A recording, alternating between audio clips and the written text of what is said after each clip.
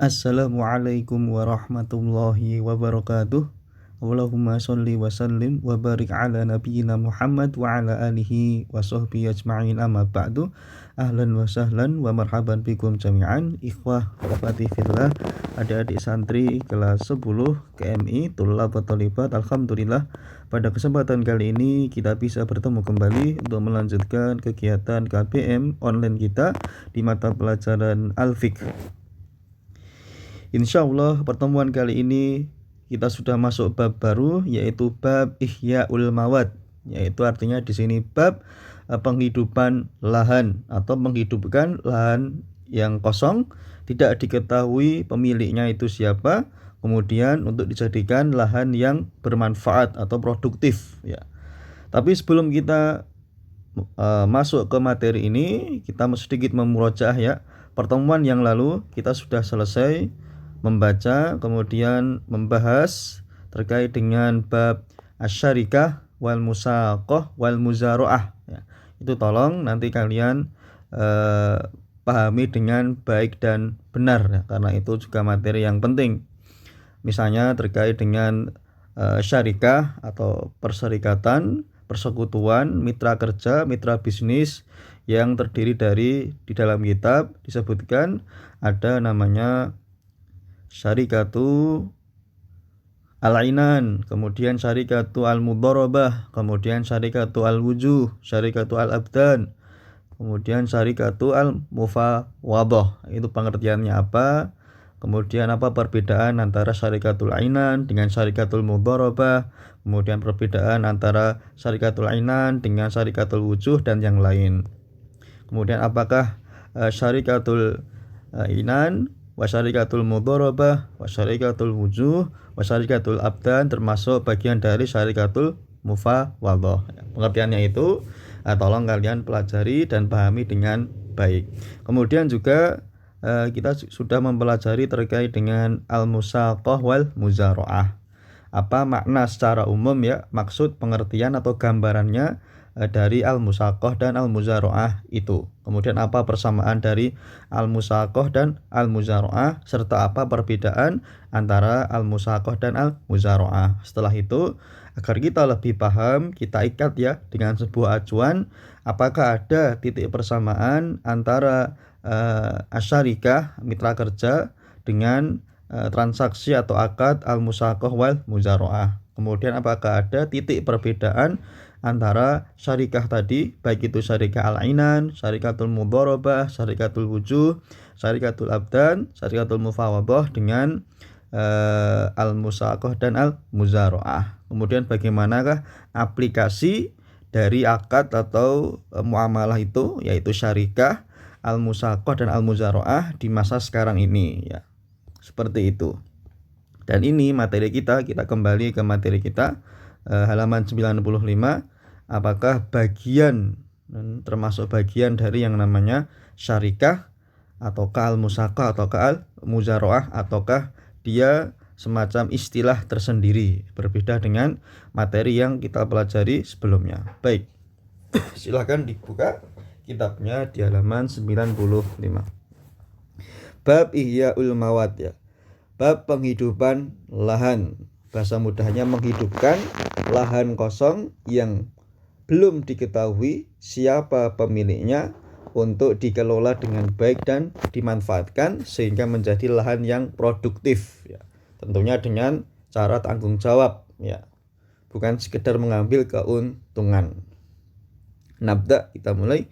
Qala al-muallifu rahimahullahu ta'ala wa hiyal ardul ba'iratul lati la yu'lamu laha malikun, yaitu tanah lahan yang tidak diolah karena tidak diketahui siapa pemiliknya ya. Lahan atau tanah kosong yang luas yang tidak diketahui siapa pemiliknya ya, dan tidak diolah, hanya dibiarkan saja. Faman ahyaha bihaitin aw hafri bi'rin aw ijra'i ma'in ilaiha, maka barang siapa yang menghidupkannya, mengolahnya sehingga bermanfaat, sehingga produktif lan itu tidak sia-sia. Dengan cara apa? Dengan bihaitin, memagarinya, au hafri bi'rin, au menggali sumur, sehingga di tempat lahan tersebut ada sebuah sumur nantinya, au ijro ima'in ilaiha, atau membuat adanya semacam aliran air irigasi, au man'i ma la tuzra'u ma'ahu, atau juga mencegah tanaman pengganggu atau hama itu hidup di lahan kosong itu, malakaha bijami'i ma fiha, maka dia, orang yang tadi berusaha untuk menghidupkan lahan kosong itu, entah itu dengan memagarinya, kemudian menggali tanah agar bisa ada sumur di lahan kosong itu, atau membuat semacam aliran air irigasi, atau merawat lahan tersebut sehingga tidak tumbuh pohon-pohon yang mengganggu atau tanaman yang mengganggu yang tidak bermanfaat, malakaha bijami'i ma fiha, maka orang itu dia yang berhak untuk memiliki tanah kosong tersebut, bijami'i ma fiha, beserta apapun yang ada di dalamnya, kecuali illal ma'adinadh dhahirah, kecuali barang tambang yang tampak, barang tambang yang tampak. Li hadits Ibnu Umar, hal tersebut berdasarkan hadis Ibnu Umar, man ahya ardhan laisat li ahadin fahuwa ahaqqu biha, rawahul Bukhari. Barang siapa yang menghidupkan tanah, barang siapa yang menghidupkan tanah yang tidak ada pemiliknya, maka dia lebih berhak untuk memilikinya. Ya, lebih berhak. Ya, dengan tadi itu di sini disebutkan memagarinya, kemudian membuat semacam sumur nanti bermanfaat, kemudian membuat semacam aliran air, atau merawat tanah yang kosong itu sehingga tidak tumbuh tanaman-tanaman pengganggu. Tapi diketahui dulu, bukan sembarang tanah kosong. Apakah ini tidak ada pemiliknya atau ada?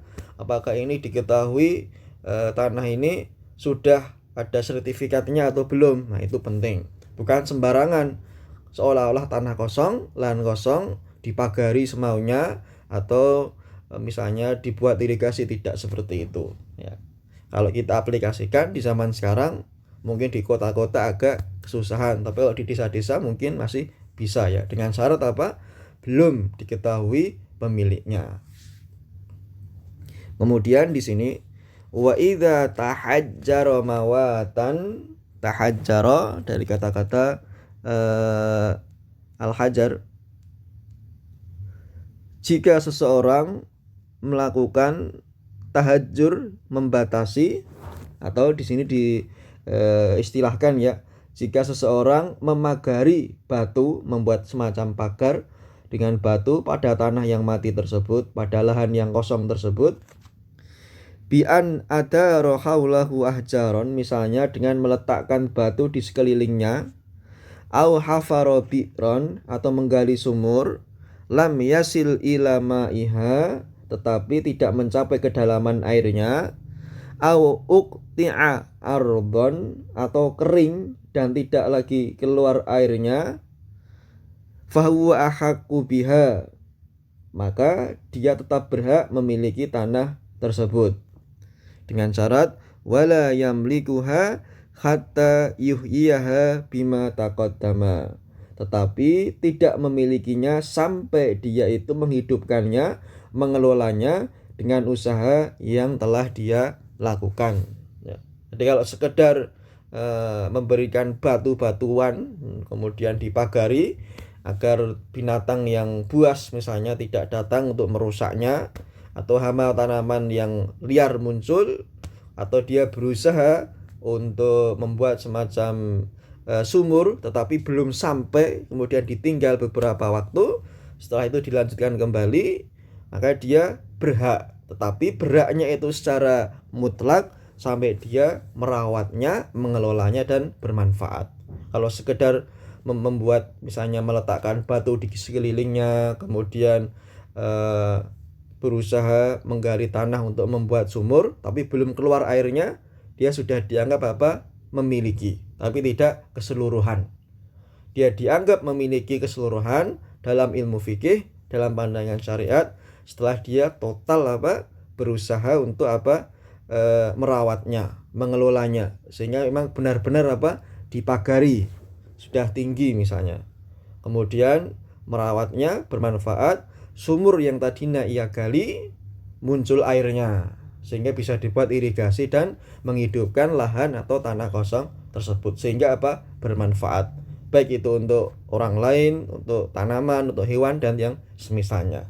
Hal ini kalau kita misalnya sering melihat di televisi yang baik misalnya atau di internet, kita sering mengetahui misalnya di daerah Gunung Kidul misalnya, atau di daerah Sleman atau Yogyakarta. Di sana terdapat lahan-lahan kosong, atau di daerah yang dekat dengan pantai ada seolah bapak-bapak tua atau orang sendirian berusaha menghidupkan tanah tersebut dengan berbagai cara. Entah itu nanti dibuat misalnya untuk tujuan pariwisata, tujuan rekreasi, atau tujuan penghijauan dan yang lain, itu ada. Itu hampir mirip. Tapi nanti kepemilikannya diserahkan ke pemerintah. Itu pun juga boleh, karena bermanfaat, daripada sesuatu yang tanahnya luas, lahannya luas tapi kosong, tidak diisi. Lebih afdal, lebih utama untuk dimanfaatkan. Seperti itu.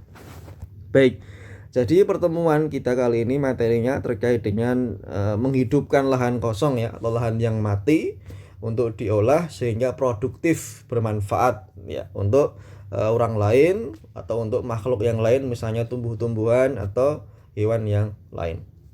Di sini ada di kitab ada 3 poin. Yang pertama, ketentuan tentang lahan yang boleh dihidupkan. Tadi sudah kita bahas, yaitu yang belum diketahui atau tidak diketahui sama sekali siapa pemilik lahan ini Entah itu dengan cara adanya sertifikat, adanya tanda khusus, memang belum diketahui pemiliknya dan tidak ada yang memilikinya, itu boleh Tapi dengan syarat tanggung jawab, dirawat dan diolah sesuai dengan olahan yang baik, yang benar, tidak sekedar sekedar mengolah saja untuk memiliki, tidak, tapi memiliki tujuan yang mulia. Ketentuan nomor 2, konsekuensi kepemilikan bagi pihak yang menghidupkan lahan, yang merawatnya, yang mengolahnya dengan baik, tidak hanya sekedar setahun 2 tahun sampai nanti bermanfaat untuk yang lainnya. Nomor 3, perihal pihak yang lebih dahulu membuka lahan tetapi belum menghidupkan lahan tersebut. Misalnya ada 2 orang di sini yang si A sudah memberikan misalnya menata sebuah bebatuan seolah-olah menjadi batas, kemudian berusaha untuk menggali tanah tersebut sehingga muncul sumur, tetapi belum airnya belum keluar. Datang si B ini, kemudian dia meneruskannya, merawatnya, mengolahnya sehingga menjadi tanah dari awalnya kosong bermanfaat. Si B ini karena dia yang merawatnya, karena si A sudah berhenti, maka si B berhak untuk memilikinya.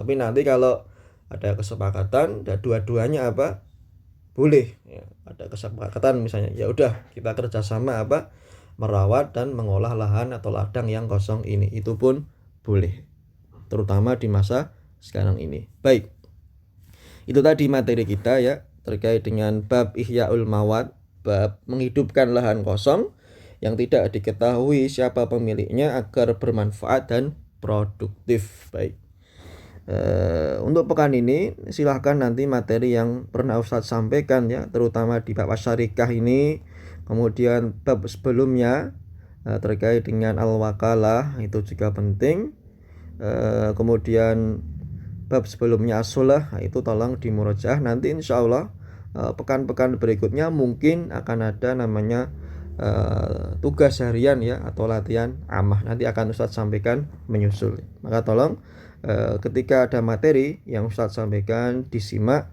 atau dilihat sampai selesai. Kalau ada misalnya pertanyaan, bisa ditulis di kolom komentar, masukan, usulan atau kritik atau langsung disampaikan ke Ustadz. Baik, jangan lupa Bagi yang belum meng-subscribe, silahkan di-subscribe videonya dan di-like agar Ustadz bisa menyampaikan yang baru lagi sehingga bermanfaat untuk kalian ya. Selesai, aku lu qauli hadza, barakallahu fikum, wassalamualaikum warahmatullahi wabarakatuh.